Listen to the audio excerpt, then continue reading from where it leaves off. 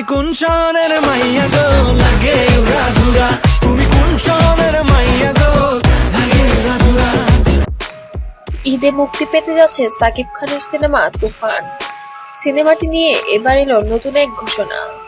ভারতীয় প্রযোজনা প্রতিষ্ঠান এসবিএফ এর ডিরেক্টর ও কো-ফাউন্ডার মহেন্দ্র সোনি সামাজিক যোগাযোগ মাধ্যমে জানালেন, ট্রেলার ছাড়াই মুক্তি পেতে যাচ্ছে তুফান সিনেমাটি। তুফান সিনেমার অন্যতম এই প্রযোজক ফেসবুকে লিখেছেন, ট্রেলার রেডি, গান রেডি, পরিচালক রায়হান রাফির অনুমোদনের অপেক্ষায় আছি। তিনি বলেন, মুক্তির আগে আর কিছুই দরকার নেই। তারপরেও শাহরিয়ার শাকিলকে বলার পর উনি একটি পোস্টার দিতে রাজি হয়েছেন।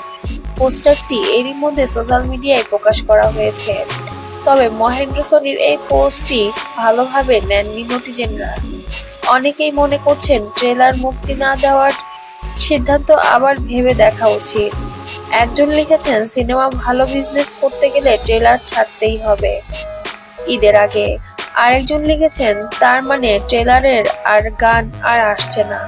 তুফান কি শুধুই সাকিবিয়ানরাই দেখবে?